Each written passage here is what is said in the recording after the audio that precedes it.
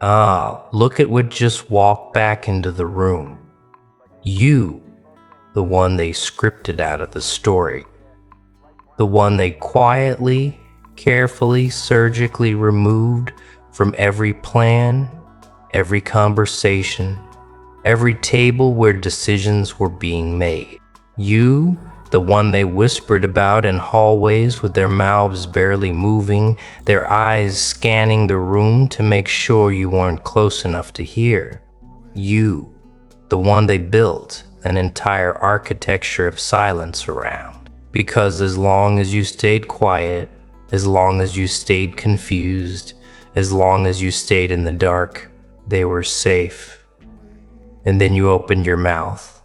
One sentence, and everything they spent months constructing crumbled in under 60 seconds. Before we go any further, the script is drawn from the Joker Doctrine, the art of the last laugh. A doctrine built not for the fragile, not for the ones who fold under pressure, but for those who have been underestimated so many times that the underestimation itself became snorts, their greatest weapon. The Joker Doctrine is not about chaos for chaos's sake. It is about the precise, calculated art of holding your power until the moment it matters most, and then without warning, without announcement, without mercy, laughing last. Let that sink in for just a moment.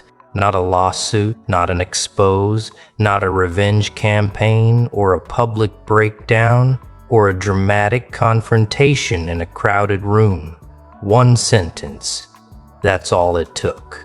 Because here is what the architects of your destruction never calculated into their perfectly engineered plan. They studied your weaknesses obsessively. They mapped your silences like graphers.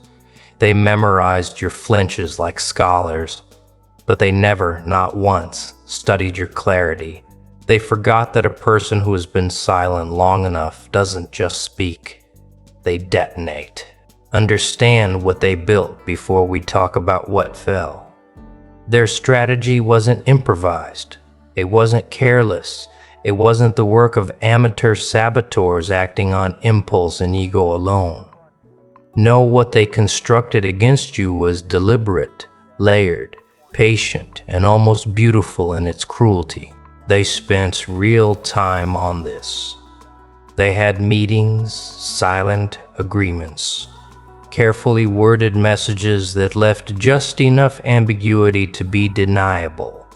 They had allies, people who smiled at you warmly while passing information behind your back, like folded notes under a classroom desk. They controlled the narrative before you even knew there was a narrative to control. They framed you before you had a chance to introduce yourself. They planted seeds of doubt in rooms you never entered, with people you trusted, in conversations you would never be invited to review or respond to. That is not chaos. That is architecture. That is a blueprint. That is the kind of calculated, methodical, slow-burning sabotage that only people who are genuinely afraid of you are capable of producing, because only someone who recognizes your power built walls this elaborate to contain it. They were certain. Let that word land properly. CERTAIN. They were not guessing. They were not hoping. They had convinced themselves, somewhere between the third and fourth revision of their strategy, that they had accounted for every variable. They had plugged every gap. They had silenced every witness. They had rewritten every version of the story in which you came out with your dignity intact.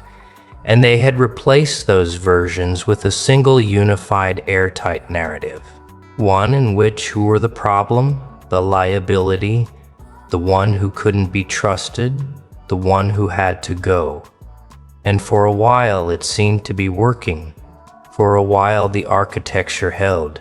But here is the fundamental error every brilliant strategist makes when they are building their plans on a foundation of fear rather than truth. Fear makes you thorough. Fear makes you careful. Fear makes you meticulous about covering every angle. But fear also makes you blind to the one thing you're most afraid of. And what they were most afraid of was you speaking specifically clearly without apology or hesitation or the emotional tremor they had been counting on. They thought they had taken everything from you.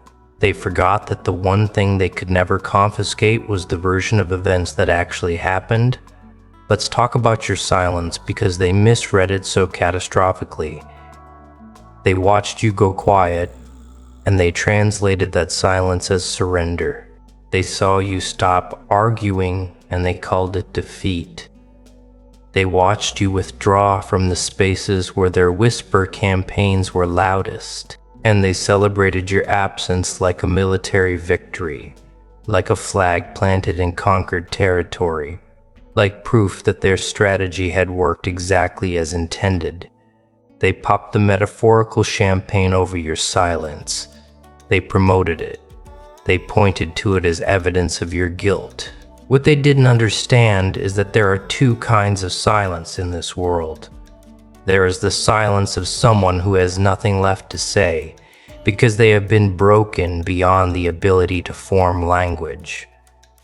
That silence smells like defeat. It has a particular quality of hollowness to it, a flatness, an absence not just of words but of presence. And then there is the other kind, the silence of someone who is watching, collecting, organizing, the silence of someone who has realized that every word they speak in a battlefield their enemy has chosen is a bullet spent on someone else's terms. That silence is not hollow, it is dense, it is pressurized, it vibrates. Your silence vibrated. You were not absent during those months. You were present in a way that didn't require performance. You were in the corner of every room they thought they had cleared. Not physically, not visibly, but in the specific way that truth occupies space. Even when no one is speaking it aloud, you were accumulating clarity the way a storm accumulates pressure. Not dramatically, not with advance warning, not with any of the theatrical signals they were watching for. You were becoming something they had not prepared a response for. You were becoming undeniable. And here's the thing about people who construct elaborate strategies to silence someone. They require that person's silence to continue indefinitely. The whole system depends on it. Every lie that was told, every alliance that was built on distorted versions of your story, every person who was handed a curated image of you that had been deliberately stripped of context, all of it requires your silence as its operating condition. The moment you speak with clarity and specificity in the unshakable calm of someone who has had a very long time to think, the whole system experiences its first crack. And cracks do not stop at one.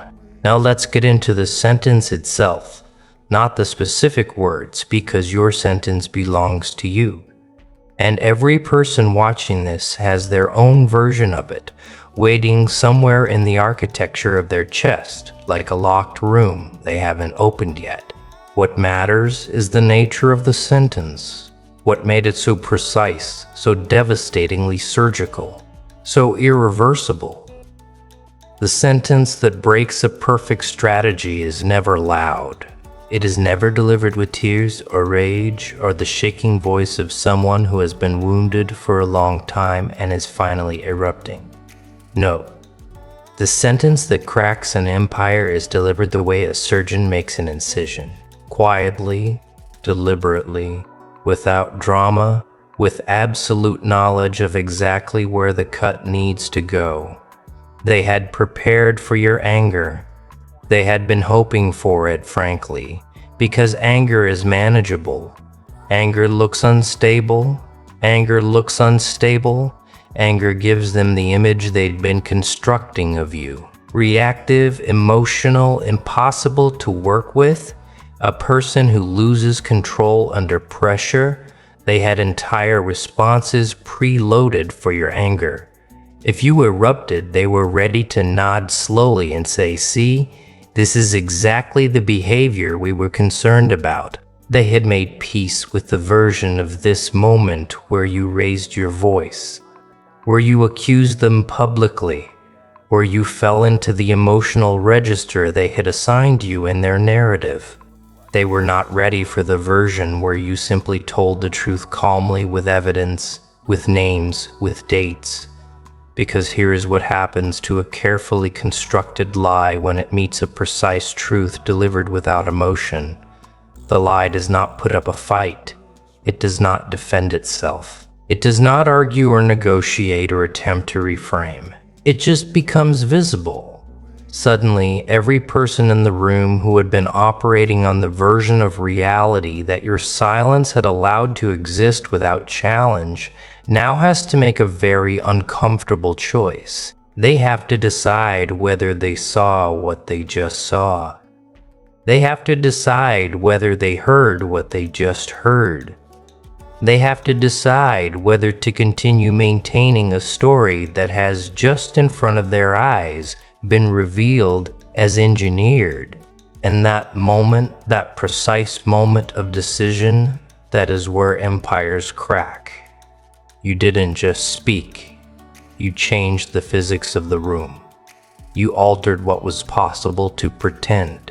You did the one thing that a perfect strategy built on someone else's silence absolutely cannot survive. You removed the silence, and without your silence as its foundation, the whole structure had nothing to stand on. The lies needed your quiet. The alliances needed your absence from the story. The narrative they had constructed needed you to remain a character described by others rather than a person capable of describing yourself.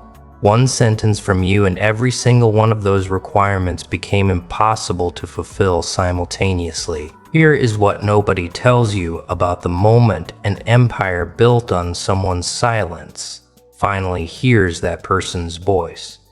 It doesn't collapse all at once. It doesn't fall in a single dramatic implosion that everyone witnesses simultaneously.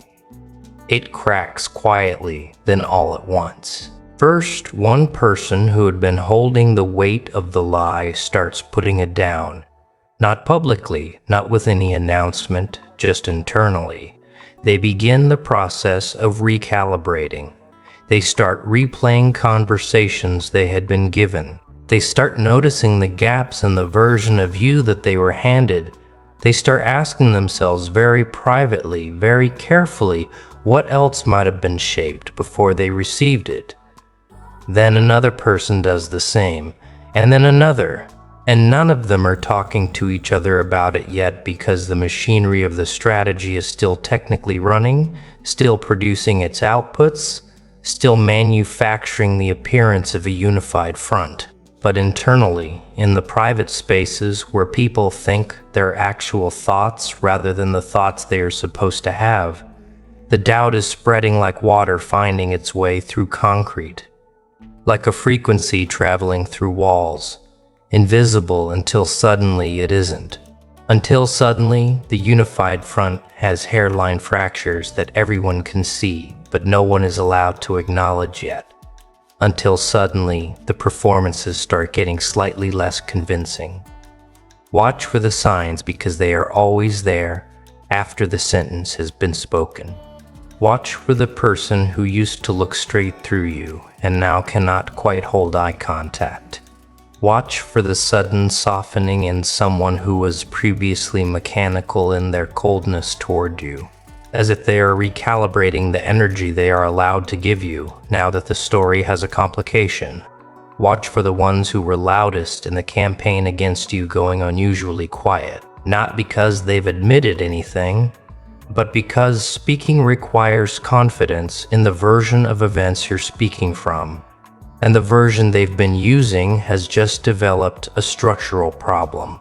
And the ones at the center, the architects, the strategists, the ones who designed the original plan and held a blueprint, watch what happens to their certainty. the certainty that was their defining characteristic, the certainty that made them walk into rooms with that particular quality of unhurried confidence, the certainty that made their lies sound like obvious truths because they delivered them with such absolute conviction that certainty is now performing. It's no longer natural. It's now a mask they're holding over a face that is gone uncertain. And holding a mask requires both hands, which means they're no longer free to build with them. Now we need to discuss something that they genuinely, fundamentally, catastrophically miscalculated. They understood risk management. They had a cost-benefit structure for their strategy. They had factored in the possibility of exposure, of partial discovery, of minor complications in the narrative. What they had not factored in, what they were constitutionally incapable of factoring in, was the cost of being on the wrong side of someone who has nothing left to protect. Because there is a very specific kind of dangerous that a person becomes when they have been stripped of the things they used to be careful about protecting. There is a freedom in having had everything taken that makes the truth cost exactly nothing to speak. Let me explain what I mean by that. Before the strategy deployed against you, you had things to lose, relationships you wanted to preserve, perceptions. You were invested in maintaining a version of peace that required you to keep certain truths quiet. Not because the truths were shameful, but because speaking them would have required a level of confrontation you were not ready for. A burning of bridges you were still hoping to repair. A closing of doors you were still trying to keep open. Your silence in that earlier period was not weakness. It was investment. You were protecting something, but they kept taking and taking and taking. They took the relationships, they took the perceptions, they took the peace, they took the open doors, and they slammed them one by one with their palms flat against the frames so you could hear each closure. And at a certain point, a very specific tipping point that feels different for every person, but is always recognizable in retrospect, you stopped having things that could be taken. And the moment you stopped having things that could be taken, you stopped having reasons to be careful. You became, in the truest possible sense, free. Free in the way that only someone who has been comprehensively stripped of everything they were once protecting ever becomes, because they were still playing the game where you had things to lose. Their entire strategy in its final phase was built around leveraging those things against you. Apply enough pressure to the right relationships, the right perceptions, the right opportunities, and you will maintain your silence indefinitely rather than risk losing what's left.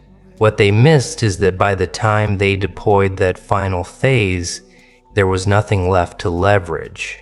They had already taken it. They arrived at the negotiating table to find that you had no remaining stake in the negotiation. And a person with no stake in the negotiation has only one thing to offer: the truth.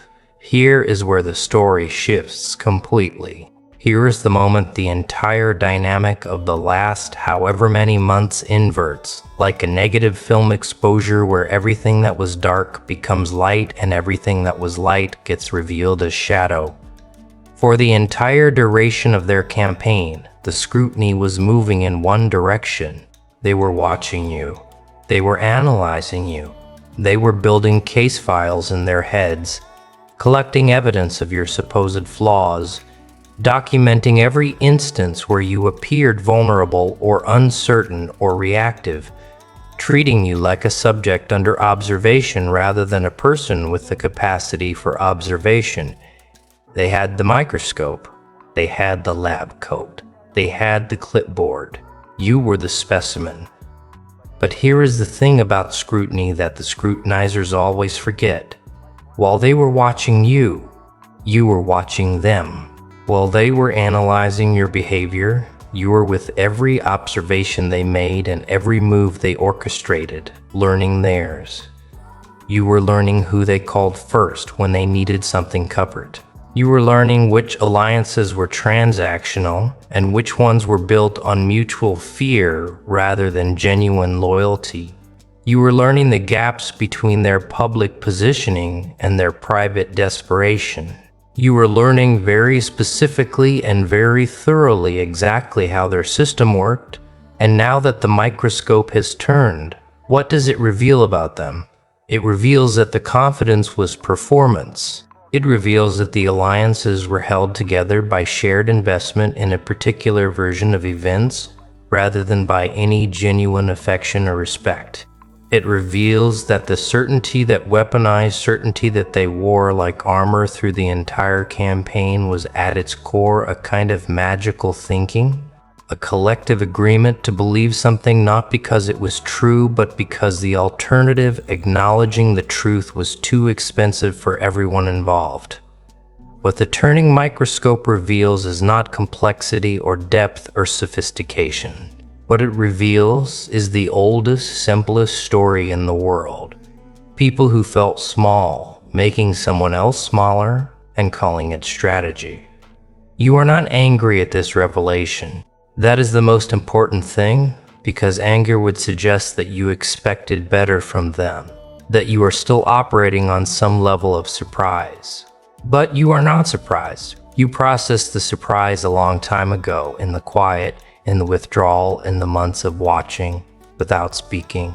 What you feel now, standing in the new physics of this room where the microscope has turned and the sentence has been spoken and the empire has its first irreparable crack, is something closer to clarity. Clean, cold, absolute clarity, which as it happens is exactly the most dangerous thing you could possibly feel. We need to speak directly, briefly, specifically to the people who were recruited into the strategy against you. The ones who weren't architects, the ones who didn't design the blueprint but agreed to carry the bricks. The colleagues, the mutual friends, the acquaintances who were handed a version of you that had been carefully pre-processed, stripped of its context, deprived of your perspective, polished until it looked like objective observation rather than the manufactured narrative it actually was. The ones who made the decision consciously or through comfortable passive acceptance to receive that version of you as true without asking for your input. Here is the complicated grace of this moment for those people. They did not have access to the sentence you just spoke before you spoke it. They were operating on the information they had been given in the specific social context, where questioning that information would have cost them something: access, belonging, the warmth of the in-group that had recruited them. That is not an excuse. Adults are responsible for what they choose to accept as true without verification, but it is a context. It means that what is now required from them is not punishment, but decision. Some of them will make the right decision quietly. They will recalibrate without public announcement, without dramatic declaration, simply allowing a gradual restoration of something closer to fairness in how they treat you and speak of you. They will not apologize, not because they lack the capacity for it, but because apology requires admitting that a choice was made, and that admission carries its own costs that some people are not ready to pay. Accept this quiet recalibration for what it is. Accept the changed behavior without requiring the explicit acknowledgement, because requiring the acknowledgement closes the door to the changed behavior, and the changed behavior is ultimately what matters. And some of them will not recalibrate. Some of them will double down. Some of them, because their identity is now so deeply entangled with the version of events that your sentence disrupted, will find it genuinely impossible to absorb the new information without experiencing it as a threat to themselves. These people will require the architecture to remain standing even as it cracks around them. They will maintain the performance of certainty with increasing effort and decreasing conviction, and you will recognize them not by their loudness, but by the very specific quality of desperation that exists in a person who is working hard to believe something they have already privately begun to doubt. Now listen closely, because this section is the one that separates the people who survive this kind of thing from the ones who let it eventually consume them from the other direction. There are several things you are not going to do in the aftermath of the sentence. You are not going to celebrate loudly, not because you don't have the right to, but because loud celebration in this context is not victory. It is recruitment material for the people who need to reframe your justified sense of vindication as instability or arrogance, or proof that you were the aggressor all along.